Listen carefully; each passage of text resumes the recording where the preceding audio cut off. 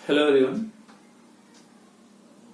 कल का जो क्लास हुआ था depression in freezing point and concentration of solute, उसके पहले the relationship between lowering of vapour pressure and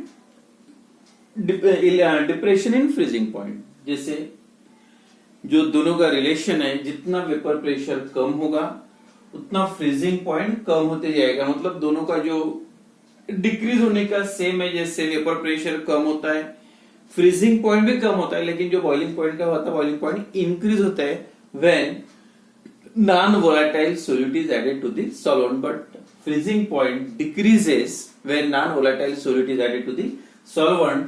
तो फ्रीजिंग पॉइंट जो कम होता है, सेम वेपर प्रेशर भी कम होता है। और जो दोनों का रिलेशन है, depression in freezing point is directly proportional to the lowering of vapor pressure। Graphical representation कल की क्लास में हो गया था। उसके बाद यहाँ पे अब इसका रिलेशन कॉन्सेंट्रेशन के साथ क्या है, देखो। अब ये सॉल्वेंट है, इसमें थोड़ा सोल्यूट डाल दिया, वेपर प्रेशर कम हो गया, और जैसे वेपर प्रेशर कम हुआ फ्रीजिंग पॉइंट भी कम हुआ।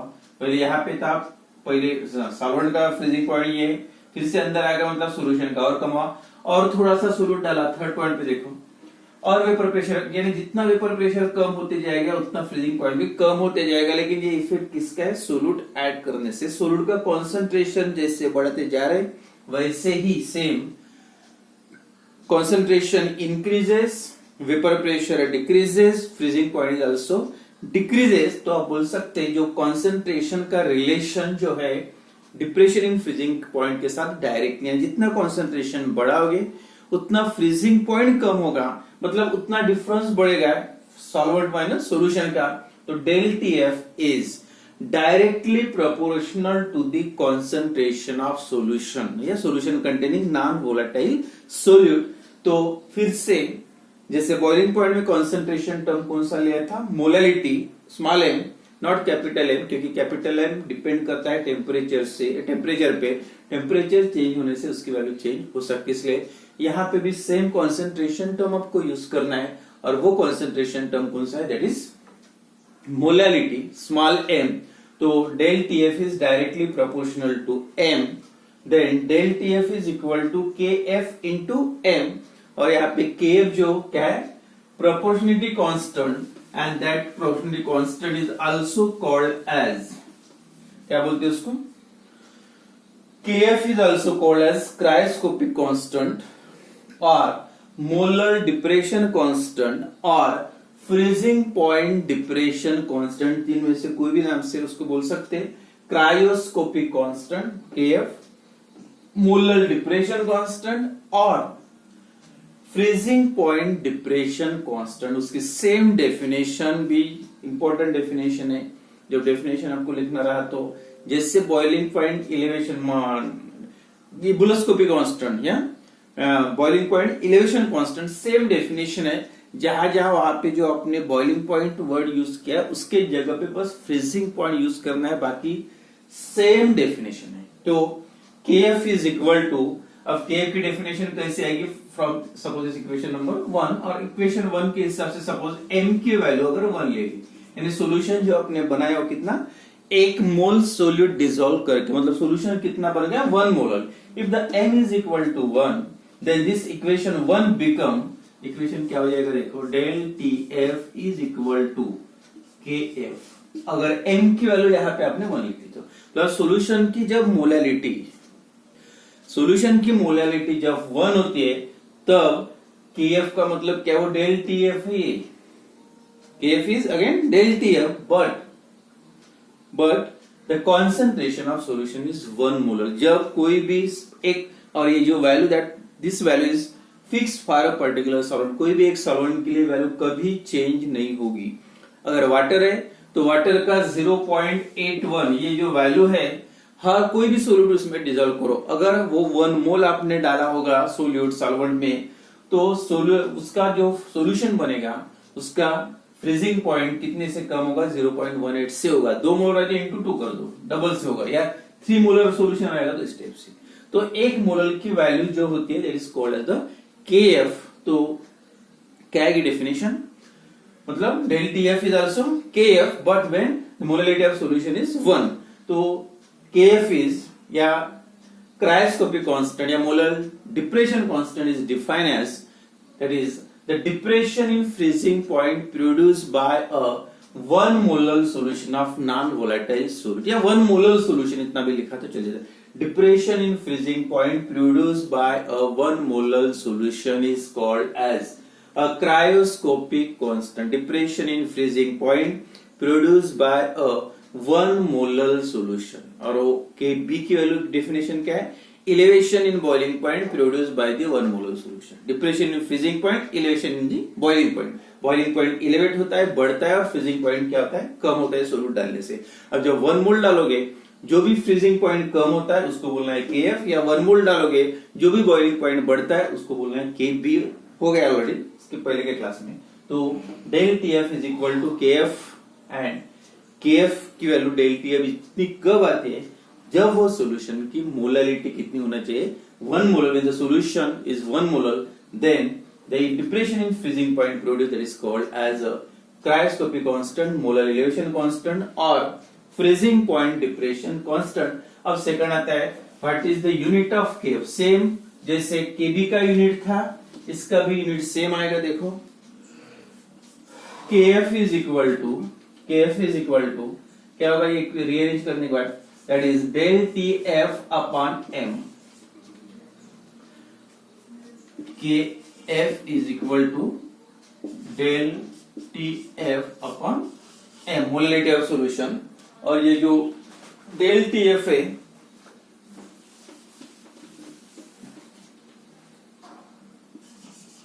del TF is equal to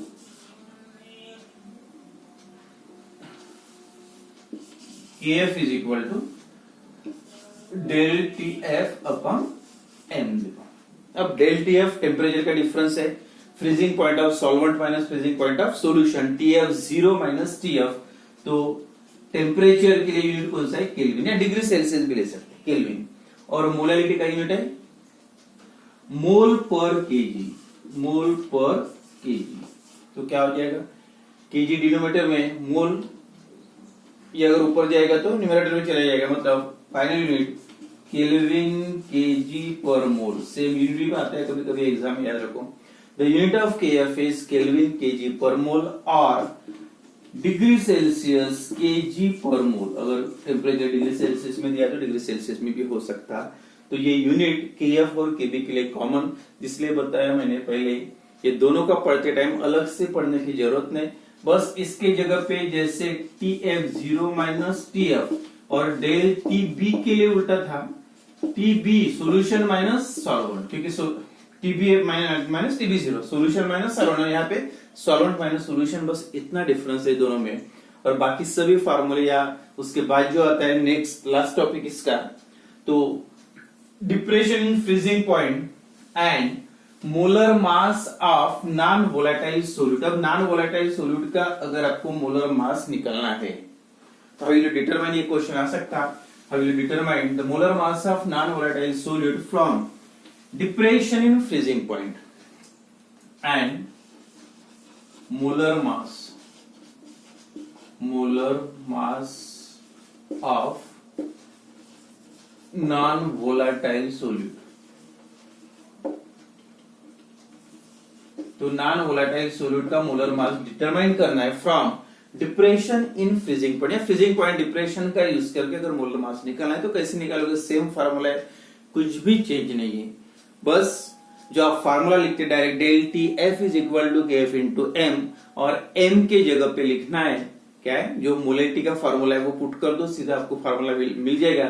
from that the molar mass of non volatile solute can be determined. तो from relationship between the elevation of depression in freezing point and molality of solution, जो अभी जो equation लिखा था that equal to KF into M. Equation already हो गया इसके पहले, तो ये इक्वेशन से स्टार्ट करो. अब बस M की वैल्यू पुट करना है. मोलारिटी क्या होती है? कितना वेट सोल्यूट का डिसॉल्व किया. Suppose W2 gram of solute, कितना सोल्यूट डिसॉल्व करें?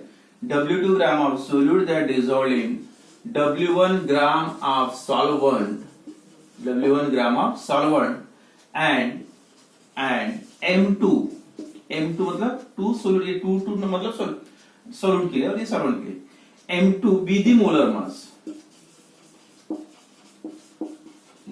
मास ऑफ सोल्यूट, ये B2 क्या है, M2 क्या है, सोल्यूट का molar mass, then molarity of solution, already ये फार्मूला बॉइलिंग पॉइंट में हो गया था, मोलरिटी इज इक्वल टू क्या लिखा था याद होगा आपको, 1000 into W2 upon M2 into W1, 1000 ग्राम में है तो केजी में करने के लिए, क्योंकि सॉल्वेंट का वेट किस में होता है, मोलरिटी केजी में, W2 सोल्यूट का वेट, W1 सॉल्वेंट का वेट और M2 सोल्यूट का molecular weight, then putting the value of this m in the equation, suppose इसको equation number 1 दे दो, putting the value of m in equation number 1, तो del TF, या आपको same जैसे boiling point में लिखा था रिलेशन लिखा था, सेम आप वैसे भी लिख सकते हैं, हमने डायरेक्ट लिख दिया वही है same, del TF is equal to KF into क्या हो गया, into 1000 into W2 upon M2 into W1, और अगर मोलर मास निकालना है तो M2 को अलग कर दो, therefore M2 is equal to क्या हो जाएगा, डेल TF किधर लाओ, तो 1000 into KF into W2 divided by, ये M2 इधर गया, डेल TF इधर आएगा, del TF into W1, thus the molar mass of non-volatile solute can be determined from the depression in freezing point, तो इसमें M2 जो है जिस सोल्यूट का मोलर मास डिटरमाइन करना उसका मॉलिक्यूलर वेट है, मोलर मास है, KF का मतलब है क्रायोस्कोपिक कांस्टेंट और मोलर डिप्रेशन कांस्टेंट, जो हर सॉल्वेंट के लिए वैल्यू उसकी फिक्स होती है, सोल्यूट कोई भी चेंज करो अगर सॉल्वेंट एक सेम रहा तो KF की वैल्यू कभी चेंज नहीं होगी, एक मोल डालने से फ्रीजिंग पॉइंट उतने से ही कम होगा कोई भी एक पर्टिकुलर सॉल्वेंट पे।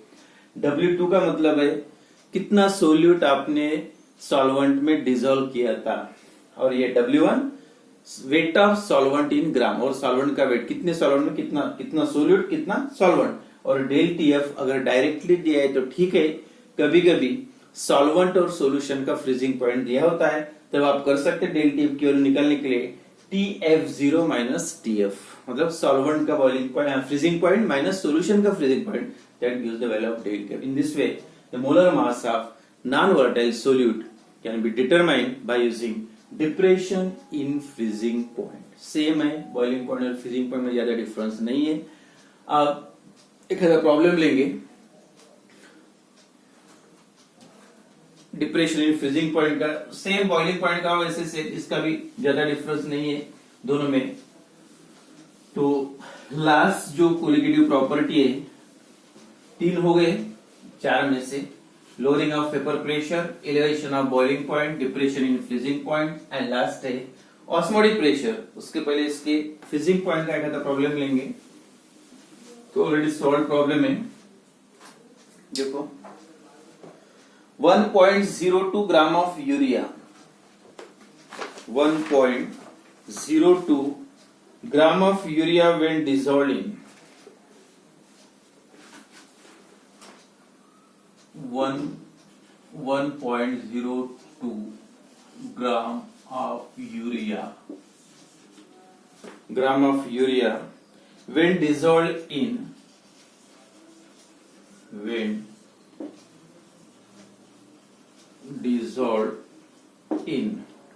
and इतना gram urea dissolved in 98.5 gram of certain solvent, dissolved in 98.5 gram solvent का वेट of certain solvent का नाम नहीं दिया, certain solvent में इतना ग्राम यूरिया 1.0 मतलब W2 की वैल्यू, 98.5 W1 की value, dissolved in 98.5 gram of certain solvent decreases its freezing point, decreases its freezing point by, इसका फ्रीजिंग पॉइंट तब कितने से कम हुआ, 0.211 केल्विन। कितने से फ्रीजिंग पॉइंट कम हो गया, मतलब डायरेक्ट इसकी और इतने से कम हो गया डालने के बाद, तो direct depression in freezing point की वैल्यू डेल टीएफ की वैल्यू गिवन है कितनी, 0.211 केल्विन।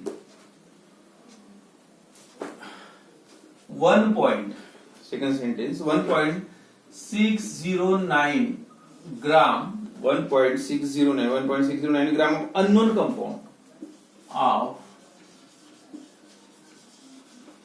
कंपाउंड अननोन दूसरा कंपाउंड है, पता नहीं कौन सा कंपाउंड है, unknown compound when dissolved in 86 gram of same solvent, when dissolved in 86 gram of same solvent. यहाँ पे देखो एक पॉइंट, पहले कंपाउंड दूसरा था यूरिया, अब ये दूसरा सॉल्यूशन है, लेकिन सॉल्वेंट कौन सा यूज किया है, सेम सॉल्वेंट। तो जब भी सॉल्वेंट सेम होता है तो याद रखो एक पॉइंट, हर बार केएफ की वैल्यू चेंज नहीं होगी, जो वैल्यू रहेगी सेकंड के लिए भी, सेकंड कंपाउंड के लिए भी केएफ की वैल्यू वही रहेगी। Same solvent depresses the freezing point, decreases the freezing point by, तब सेम सॉल्वेंट में दूसरा कंपाउंड डिसॉल्व किया तब फ्रीजिंग पॉइंट कितने से कम हुआ, डिक्रीजेस बाय 0.34 केल्विन, मतलब unknown compound. Calculate the molar mass of unknown compound, calculate the molar mass of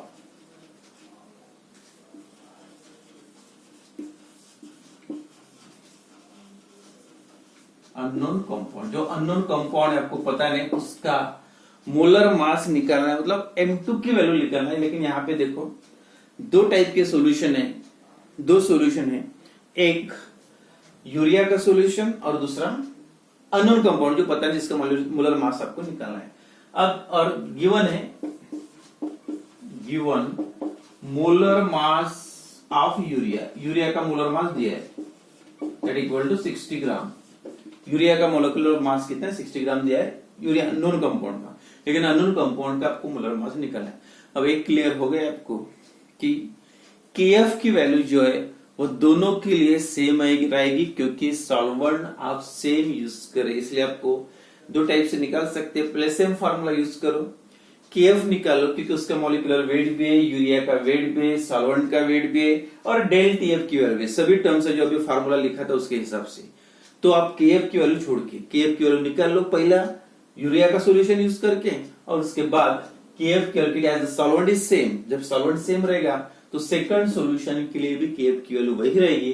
फिर से डेल टीएफ की वैल्यू ये है, वेट दिया है सॉल्यूट का, सॉल्वेंट का, तो आप सेकंड सॉल्यूशन के M2 की वैल्यू निकाल सकते हैं, या दोनों को कंपेयर भी कर सकते हैं। देखो आप कंपैरिजन करके वो हिसाब से सॉल्व किया बुक में, उसी टाइप से करेंगे। पहले फॉर यूरिया के लिए यूरिया, और यह है अननोन कंपाउंड के लिए अननोन कंपाउंड। अब यूरिया के लिए सोल्यूट का वेट कितना है, W2, कितना यूरिया डिसॉल्व किया है 1.02 gram. Then weight of solvent W1 की वैल्यू, सॉल्वेंट कितना लिया है 98.5 ग्राम 5 ग्राम। अब यूरिया का मोलर मास दिया है, N2 की वैल्यू कितनी है 60 ग्राम, ये गिवन है। अब बचा क्या है, सेम यूरिया सॉल्यूशन के लिए डेल टीएफ की वैल्यू गिवन है, डिक्रीजेस बाय कितने से कम हुआ 0.211 केल्विन, और केएफ जो आपको पता नहीं, KF is equal to question mark. अब सेकंड अननोन कंपाउंड के, अब अननोन है तो W2 उसको आप थोड़ा सा चेंज करो, अपने हिसाब से लिख सकते हैं, या अननोन कंपाउंड कुछ भी आप मार्क कर सकते हैं। W2 डैश कितनी वैल्यू है, कितना वेट डिसॉल्व किया है, वेट डिसॉल्व 1.609 ग्राम। W1 dash solvent, same solvent है 86 ग्राम, और W1 86 ग्राम, सॉल्वेंट का वेट सेम है। अब यहाँ पे डेल टीएफ की वैल्यू कितनी दी है 0.34, और आपको इसमें केएफ तो सेम नहीं है, लेकिन इसके ये इससे केएफ निकल और उसमें वैल्यू पुट कर सकते हैं। केएफ तो यहाँ पे लिखने की जरूरत नहीं क्योंकि यही वैल्यू उसमें रहेंगी, और M2 की वैल्यू आपको उसमें निकलना है। अब दोनों के लिए अलग अलग फार्मूले बनाओ। देखो इसके लिए फार्मूला क्या आएगा, क्योंकि दोनों में केएफ कॉमन है। 1000 जो फार्मूले में 1000 आता है, 1000 W2 upon M2 into W1, वो भी कॉमन है। तो एक साइड में ले लो, बाकी टर्म दूसरे साइड में। जैसे ये फार्मूला में del TF is equal to 1000 W2 upon M2 into W1, ये फार्मूला है शुरुआत में। अब KF into 1000 W2 upon M2 into W1। अब 1000 इंटू KF, तो ये दोनों के लिए तो सेम ही रहेगा, बाकी बस डेल TF W2 M2 वगैरह चेंज होगा। तो आप KF को अलग कर लो। KF 1000 KF is equal to 1000 KF is equal to क्या हो जाएगा formula, del TF into M2 into W1, ये इधर जाएंगे और W2 आएगा नीचे upon W2। Suppose equation number 1। अब इसके लिए फार्मूला KF को अलग निकाल दो। 1000 KF is equal to same, अब इसमें सब इसमें डैश लिख दो, अलग है तो कितना होगा, del TF dash into M2 dash into W1 dash, मतलब M2 डैश की वैल्यू निकालना है, और नीचे W2 डैश। दोनों सेम है, 100 KF 1000 KF 1000। अब दोनों इक्वलाइज करो, उसमें इसके सभी टर्म्स की वैल्यू पता है, इसमें सभी पता है, सिर्फ पता किसकी वैल्यू नहीं है आपको, M2 डैश की वैल्यू। तो दोनों इक्वेशन को इक्वलाइज करने के बाद देखो इक्वेशन क्या हो जाएगा, क्या होगा, ये और ये सेम है, तो इसकी वैल्यू निकालना है आपको। तो del TF dash M2 dash W1 dash upon W2 dash is equal to, ये दोनों सेम है, is equal to del TF into M2 into W1 divided by W2। किसके वैल्यू निकालना आपको, M2 डैश की। अब सब वैल्यूज पुट करो। डेल TF डैश सेकंड कितना है, 0.34 इंटू इसका मॉलिक्यूलर वेट निकालना है, M2 डैश वैल्यू निकालना है, इंटू W1 कितना दिया है, W1 डैश सॉल्वेंट का सेकंड के लिए 86, और सोल्यूट का वेट है 1.609 is equal to del TF first solution के लिए 0.211, M2 जो दिया है